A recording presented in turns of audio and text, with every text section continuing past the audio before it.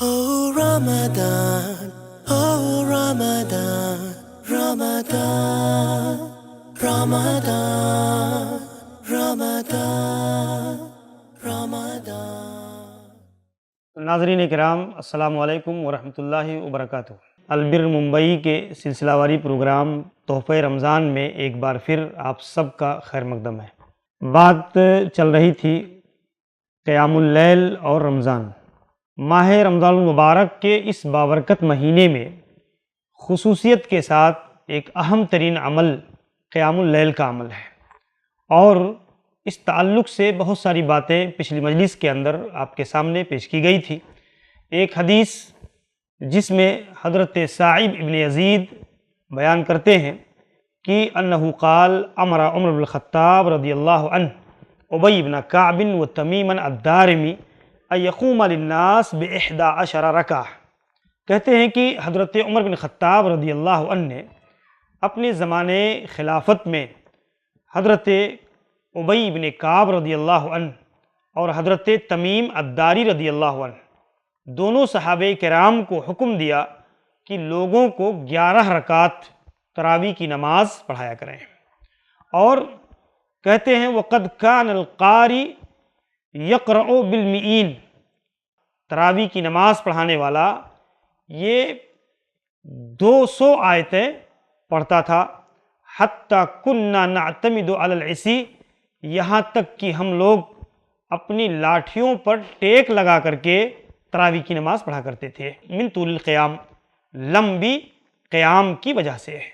وما كنا ننصرف الا في فروع الفجر، اور ہم جب تراویح پڑھ کر کے اپنے گھروں کی طرف پلٹتے تھے تو بالکل فجر طلوع ہونے والی ہوتی تھی۔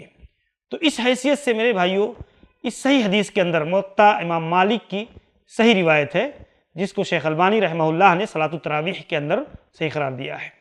اس حدیث کی روشنی میں ہم اس بات کا اندازہ کر سکتے ہیں کہ قیام اللیل صحابہ کرام رضوان اللہ علیہم اجمعین کتنی طویل قیام اللیل کیا کرتے تھے، اور کتنی لمبی نماز پڑھتے تھے کہ نماز پڑھتے پڑھتے فجر کے طلوع ہو جانے کا خوف ہو جاتا تھا۔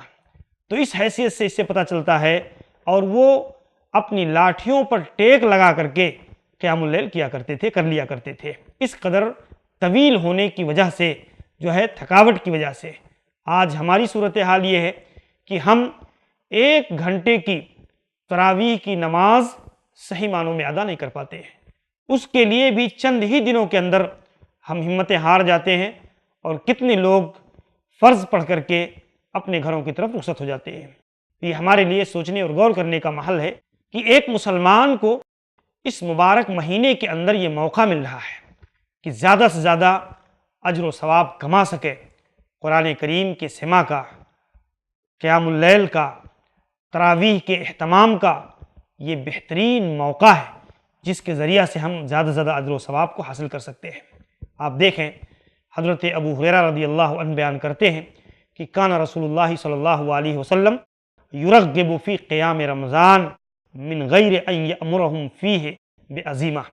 اللہ کے رسول صلی اللہ علیہ وسلم یہ صحابہ کرام کو قیام اللیل کی ترغیب دیتے تھے، اور عزیمت کو اختیار کرنے کا حکم دیتے تھے کہ تم عزیمت کا، محنت کا پہلو اختیار کرو، کہ اس کے اندر محنت و مشقت کے ذریعہ سے اس نماز کو قائم کرو۔